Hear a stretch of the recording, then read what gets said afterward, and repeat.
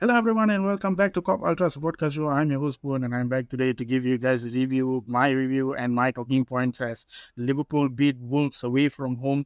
We have finally stopped the curse as we had this early kickoff curse, which has been happening for the past few seasons. And I think finally Liverpool have gotten over that hurdle, gotten over that obstacle, that whole curse, and now the curse has been broken.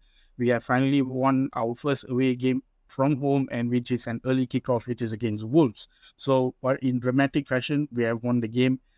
Special credit has to go to Jurgen Klopp for making the changes, making the substitutions, making changing the way the team plays in the second half. We had a horrendous first half. It was not really good. I will come to that point later as well.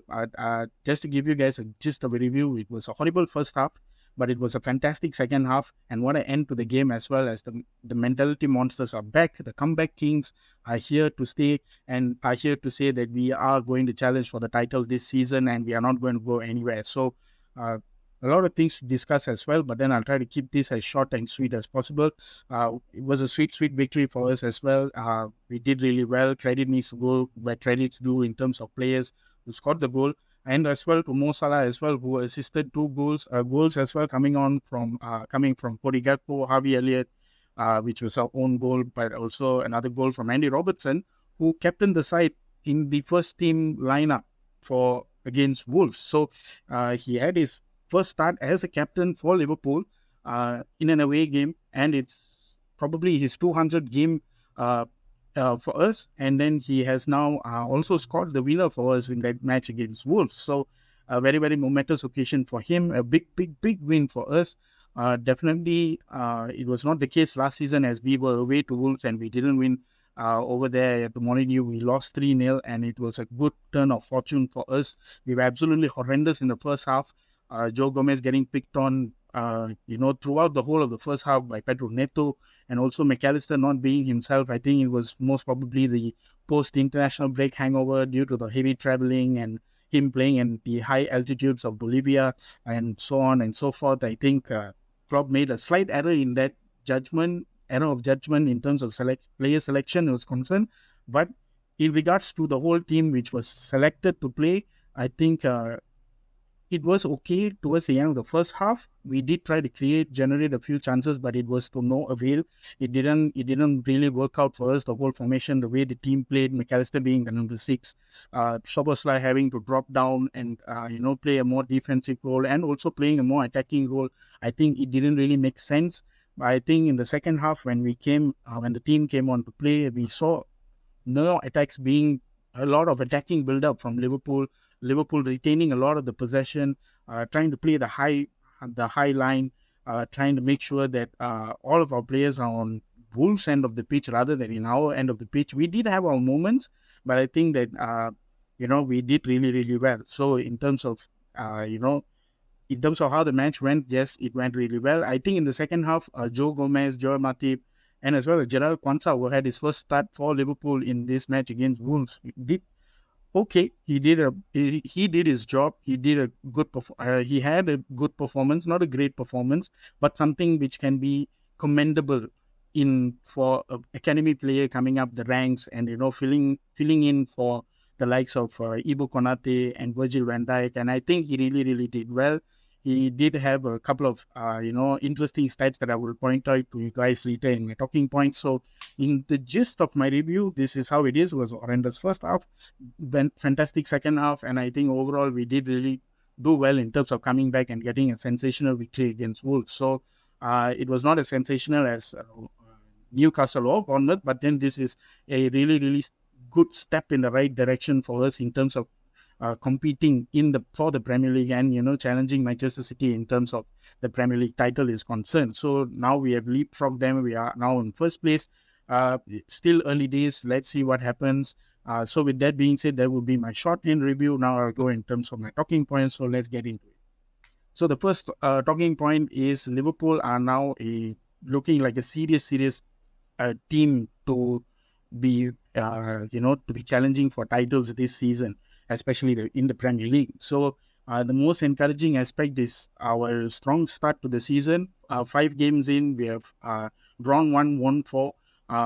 due to all the circumstances that were happening in matches like Bournemouth and Newcastle, and in Wolves, against Wolves as well, not having the likes of Konate start for us despite coming back from injury, and Dyke not being available, and a lot of chopping and changing, a lot of rotation being happening due to international break. But I think and also the curse as well, like I said, the early kickoff curse that we weren't able to secure any victory, even though home or away. So, with that being said, having that curse being broken, having that ability to have a never see die attitude and that whole mentality monsters that we so yearn for, that's what Klopp is good at, and what the team is really, really good at bringing out in these kind of circumstances is something that you would really, really want to see this season, coming at the back end of last season, not being able to get Champions League football and whatnot, and the team going into a transitional period. I think it's a good statement being made by Klopp and the team and the players as well,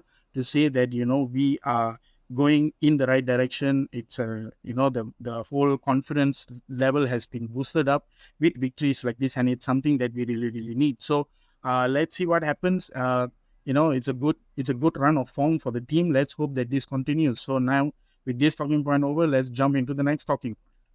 So, guys, with the second talking point would be Klopp getting away with the mistake of adding Alexis McAllister into the starting lineup. I know I did mention to all of you guys. I did mention to all of you guys in the previous episode, I'm expecting Alexis McAllister to be on the bench and not on being the first team. And lo and behold, Jurgen Klopp just spins your head around, gives you a shock of your life, and he does the exact opposite of what you would say he would not do. So Jurgen Klopp is that kind of a manager.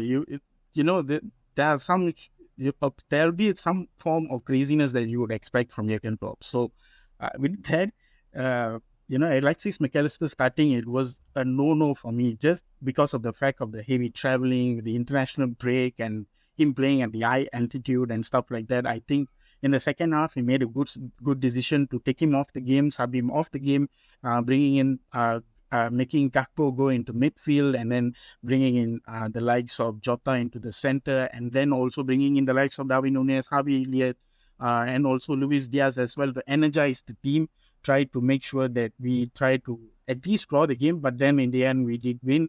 I think in the post-match press conference as well, Jurgen Klopp has also mentioned that McAllister had low energy. So you see, it kind of makes a lot of sense that, there are some things that he does right, and that some things he does it wrong. So he's the normal one, that's all. That's who he is.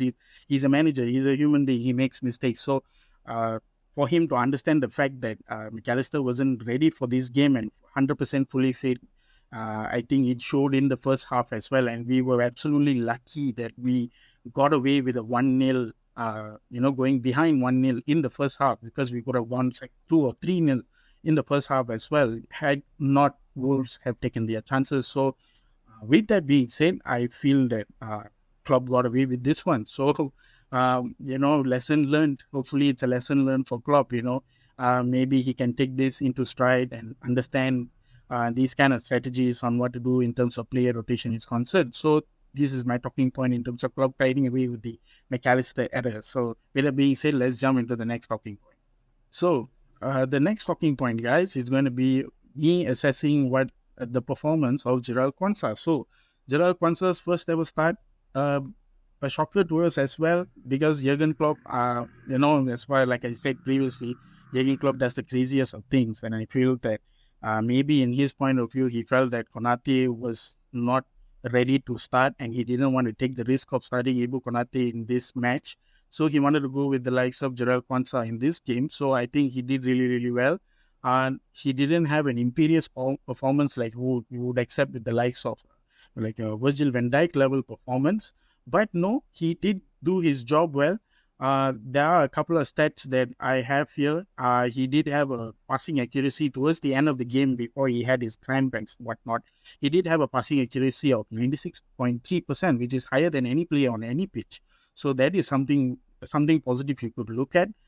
He did make 3 tackles. He did have 5 clearances, 2 interceptions right before he got subbed off for Ibu Konate to come on and take over the position as the centre back for this match against Wolves. So, with that kind of stats, I think for a young player who is just 20 years old, coming firstly into the team with no imperious players like likes of Van Dijk, or you have like a vice captain not being there, like Trent, not being there to support you defensively or give you more defensive, knowledge on what to do and what not to do. But I think in overall, I think him partnered up with Matip in this game was okay. You can't really fault him for the first goal because it was purely Joe Gomez's error in terms of that. But the cross could have been defended by Joe Gomez, but like I said, Joe Gomez as well. In the first half, he was super horrible. And then on the second half, you could see a different side of Joe Gomez. Was attacking more, defending really, really well, trying to be more central in terms of being more of a, out and out right back and stuff like that. But that's Joe Gomez. But in terms of Gerard Konsa, despite the cramp and stuff and whatnot, getting subbed off for Ibu Konate and all that. But right out to that moment, he really, really did well. Defensively, he really, really did well. He still had a lot of pace and stamina with him, despite the cramp coming in towards the end of the whole 70 odd minutes that he was about to be substituted off. So, in my opinion, Gerard Konsa did really, really well. Kudos to him. Hopefully, he gets more minutes in the tank as well. Hopefully, Klopp allows him to play, lets him not start games, but maybe get subbed on, get more minutes, maybe in certain cup matches. But in these circumstances, I think Gerard Konsa did really well. So the next talking point, guys, would be Mo Salah's assist record. So like I said previously, just earlier ago, Mo Salah wasn't able to get the hat trick of assists like how we would expect, like a Thierry Henry or a Kevin De Bruyne would have done all these years. But Mo Salah is trying to set another new record, guys. But it's an attribute that we haven't seen for very, very long from a player like Mo Salah, because he's more of a goal scorer rather than a goal scoring provider, more of like a person who assists the ball. But now you can see towards his way, not just prime, passing his prime, but then at the age of 31, you would expect him to still being trying to score, trying to get onto the score sheet, trying to be on the on the receiving ends of crosses and stuff like that. But now he's providing, so it's really, really good to see. So now he's up to a level where he's now he's onwards, looking towards a record that he can equal himself with Steven Gerrard in terms of most assists provided in a Premier League season. So it's something very, very interesting to watch. And it's a new it's an alternative look as to what Mo Salah can provide us in terms of attack. And there's a lot of creativity coming out from him as well, as you can see in those 3 crosses and the 3 assists, so-called 3 assists, but the 2 assists that he provided. So it's something very, very interesting to see for all Liverpool fans.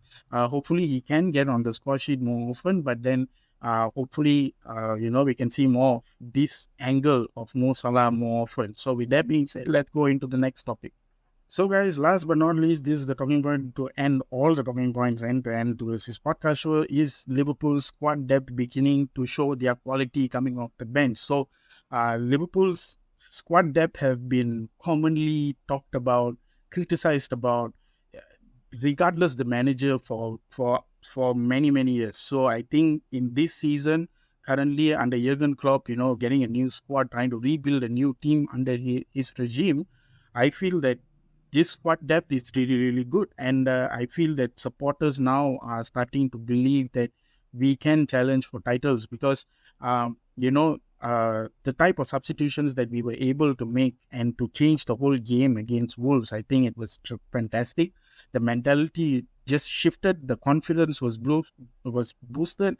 It flipped the switch. I know Jurgen Klopp's way of motivating players and trying to get them into the spirit of the game, but he has that kind of ability to bring the best out of you. And having a really, really good squad depth, and with the ability to bring on players like Konate, Elliott, Nunes, Luis Diaz, like Ryan Gravenberch, and players like these are, who are really, really good quality players.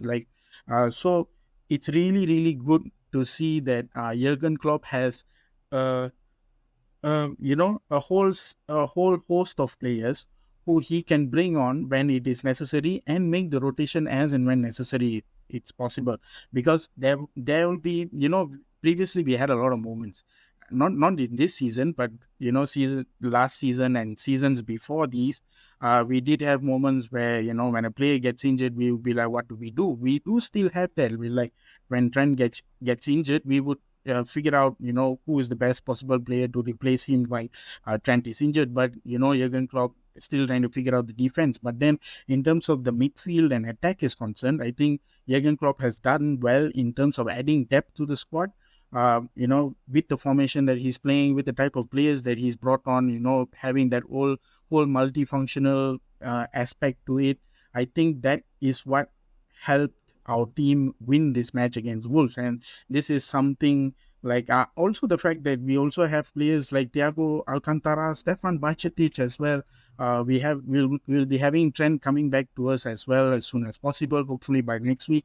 So these kind of players, coming off the bench, having that kind of squad, that is something which we have been waiting for all these years. And I feel that in this season, we have finally have a full squad of players and a full squad of quality players who can come on for the team and, do the necessary and turn the game on its head. So Jurgen Klopp is really done his job in terms of transfer windows is concerned.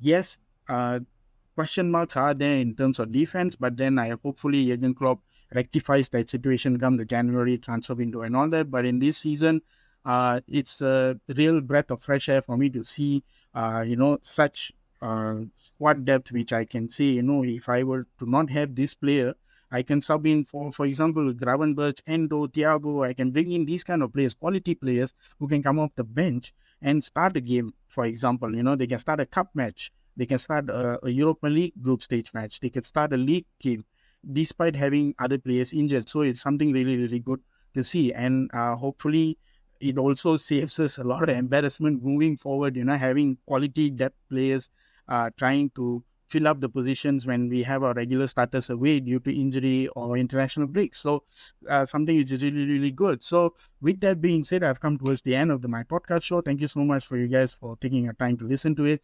Do smash on the like button, like, share, subscribe my podcast to all of you Liverpool fans out there. Those who have subscribed, thank you so much. This is all the love I need. Keep the subscriptions coming in as well. So if you want more LFC content from me, thank you so much for taking your time to listen. See you soon in the next match day. Our next match would be against Lask in the UEFA Europa League. I've already done a preview for that and how our team lineup would be. So with that being said, you guys can head on over there, head on over to my YouTube channel and watch that as well. And then I will try to give you guys a review once the last game is over. So with that being said, thank you so much for your time. Hope to see you soon.